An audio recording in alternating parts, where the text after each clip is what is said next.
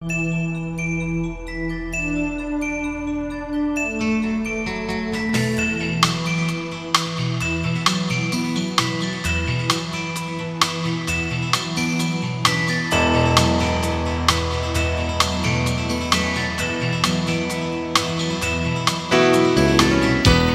back to the second half of the Bobby Dupre Show, and I forgot to introduce my sidekick here. Most of you know him, Andrew Guitros. Well, good morning. And went pretty good the first half, and we're really going to have to run the second half, but we always have to run the second half. And where you want to start? Let me start. Let me start with this. Is something out of Lafayette, a fly fishing seminar, and it's going to be held this Saturday, February the 26th. And it's the 24th annual Acadiana Fly Rodders Fly Fishing Seminar. It'll be held from 8:30 to 3:30 at the Grace Presbyterian Church at 518 Roselawn Boulevard in Lafayette. And my little neighbor who loves to fish my pond. I have a no fishing, but he is an exception. He and now and then he brings a friend or two with him. And I'm speaking of my little friend Henry Thistlethwaite, Mr. and Mrs. Jeff Thistlethwaite lives across the street from me. And I saw he jogging, kind of training, and the mama riding a bicycle, and I stopped the car and I rolled my window down and I told them about this. So hopefully they're listening, or somebody will remind them. Talk about casting, they'll talk about tying your own flies. They even have a Fred Dupre from Colleyville, Texas, going to be one of your cousins. I guess so. He spells it like I do. He doesn't put that little accent or whatever you call that. That's a big word for boy from Plaisance. I'll have to look that one up. But this is a 24th time. Now, let me say this. The seminar is open to the public as well as members at no charge. Very important. Can't go wrong. I'm not just talking to little Henry. I'm reminding those of you that maybe doing some fly fishing, maybe you've been to it, maybe you need a refreshing course, because they're going to always be some new techniques, new types of baits. Thousands of flies you can tie, so you can learn a new technique for sure. And different string. They're always coming out with the materials are completely different. So good luck to you all. Tonight, Thursday. And by the way, Henry, if you catch something big fly fishing like that, just take half. Mr. Bobby does eat fish. Tonight, Thursday, February 24th, Adopoulos Holiday Inn. Right there, 6 p.m. is the Executive 200 Club with Perry Gallo that's going on. So if you're a member of Chief Perry Gallo and Opelousas 200 Club, they're having the annual get-together. Maybe you want to drop off your dues, or you can mail them to Chief's P.O. Box. Give John Hadley a call, 351-2521. I understand the crawfish are going to be very good.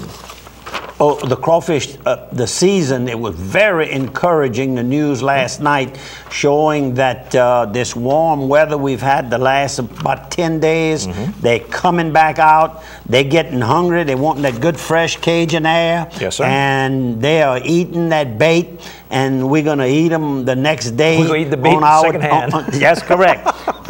This guy, Kevin Van Dam, if you watch bass fishing and these tournaments that are held, and at the end of the 3 to 5 days that the tournament lasts, there's a weigh-in, a final weigh-in. Very interesting. Pierre and I and Robert Savoy went over to El Paso, and it happened that they were having a big tournament. We went to the final weigh-in. Very, very interesting, very professionally handled. And Jeremy Guidry from Mama's Fried Chicken, Connie's son, he was one of the participants. Now, he was surprised to see us, and we were just as surprised to see him there. But anyhow, Kevin Van Dam takes the second straight Bassmaster Classic crown, and had a great fishing experience. for the second time in New Orleans, out of New Orleans. I saw the college competition. I saw LSU ended up winning the college competition, beat Alabama to win it, the bass fishing team at LSU. I didn't know they had that. How about this? We got the Cub Scouts in Lawtell. They're going to have their annual sausage po' boy with chips and drinks sale, $6 for the donation. Go to Lawtell Elementary from 10 a.m. to 2 p.m. on Saturday and help out the Lawtell Elementary Cub Scouts. Bo Williford, are we going? Where are we going to go with pictures first? Well, we can crank up with these. Let's start off. We had a wonderful luncheon yesterday at the new event center at Evangeline Downs. Yes, sir. And by the way, you and I brought you for the first time to see the Evangeline Downs Hotel. Beautiful place. And I understand you were pretty impressed. It's the way I could sense it.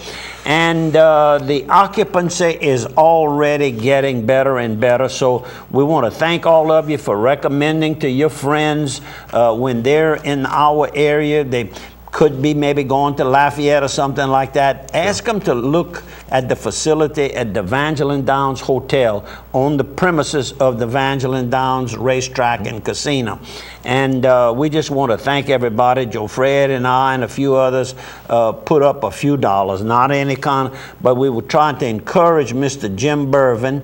And by the way, Mr. Jim is under the knife right now. He's having back surgery as we speak. Remember yesterday I called him and I wished him a speedy recovery. Okay, well, this event at Evangeline Downs was at their event center, and it was to benefit the Friends of the Library for the Opelousas Eunice Public Libraries, and they brought home one of our own natives, Mr. John Ed Bradley, who's a very well-known author, has written 7 different books, has been a writer for years with Sports Illustrated, with the Washington Post, with Esquire magazine, done a tremendous job. And he gave a talk, and I guess the thing that he stressed the most during the whole 40-minute speech, talk, was the fact that he started his reading at the Opelousas Library.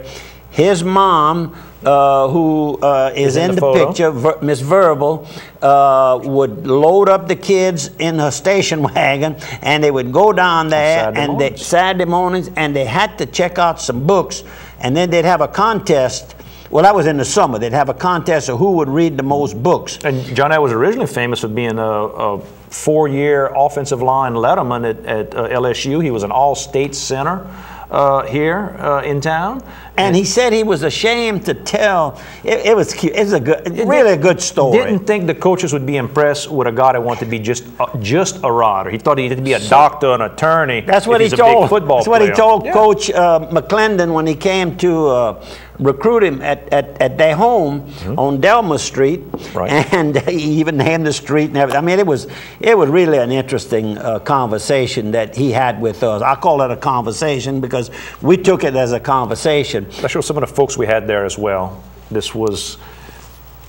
Oh, this is James and Anita Lonklo, and then I have something with her mother just died, and I'll get to that in a minute. Last Sunday night, I was reading the obituaries in the Morning Advocate. Now, you know, I read the paper. I mean, I go through it, and I read. I see a name in bold black, Ida Perron Labbe. Well, I said, this could be Perron and Labbe are both from this area. Well, Miss Ida was born in Point Blue, Louisiana. That's the Perron hatchery there. That's where the Perron, that's where Donnie Perron and Sandy, his wife. Well, I don't know, but no, she's from Ville Platte. Is she from Ville Platte? Yeah, but Gerard, his brother Gerard, and Phyllis Perron, one of the most successful lobbyists in Lafayette, she's from that same family. Anyhow, Miss Ida was 89 years old. She's been buried, but as a young person, she proudly attended the Academy of the Sacred Heart, graduated from Ville Platte High, but it was cute that they put that in there. So it must have been a memorable experience for her. Then she went on to college, and James and her daughter, Anita, were at the function yesterday, able to talk to them and So anyhow, my sympathies to the whole family. A beautiful young lady, 89 years old. And of course, you don't have a thing with the library in Opelousas without seeing Miss Estelle Perrault, who's kind of the ramrod behind a lot of this all these years. I tell her there'd be no friends without the first friend, and Miss Estelle's been the first friend of the library for years and years. And that reminds me when we went to talk to her brother outside after the function was over. Mason Perrault. And his wife, Miss Judy, they were driving over and they rolled the window down. They said, we have one more thing to tell you. We have a friend of ours that just is an avid viewer of the Bobby Dupre show along with Andrew, and that's Miss Arlene Picard. So, Miss Arlene, good morning. Thanks for believing in us and spreading the word and encouraging others if you can. As a little boy, John Ed Bradley is one of my heroes. I mean, you know, LSU football player, you know, great, huge guy. And when we got in that room yesterday and I went to shake his hand, I was the little kid again. I couldn't hardly say my name to tell him. And when the name come out, it was so squeaky. I know he couldn't even hear my name. I was just so impressed to finally meet John. You know, and I've read his books. I've read all the stuff. He did one of the best write-ups on Shaq that ever came out when Shaq first became a pro. I mean, y'all discussed that yesterday. Helped to kick off Shaq. You know, got people to like Shaq really that had never heard of him before. But when I went to tell him my name, I know he couldn't hear it. Then he says, "Hey, I watch you and Bobby on TV." Man, you could have knocked me over. I was so happy. Yeah. And I said, "What do you like about it?" He said, "Everything." He said, "You talk about people in places that I'm familiar with." But this whole event was to help the Friends of the Library. You can go to fol-opelousas.org to get information to join, to be a member of the Friends. And we did join. Or you can go by the local library and get a form. I mean, it's a great, great cause. Miss Estelle was talking, and of course, John Ed gave a talk. I think everybody laughed quite a bit. It was comical. You know, he talked about things here in Opelousas. What did they say? What did one of our friends say after the function? We were outside. He could be a stand-up comic. Oh yeah, very, very good, and it was definitely well worth it. And there he is shaking Mrs. Joe Hidalgo, giving her a hug. Yeah, to Mrs. I Joe think Hidalgo. they lived near each other, if I'm not mistaken. Right. As he was growing up. Now, the guy on the microphone on the right, that's Mr. Gerald Patu. He's the president right now of the Friends, and he's actually the head librarian at LSU at Eunice, a guy who's worked with the historic collection out of New Orleans for Louisiana.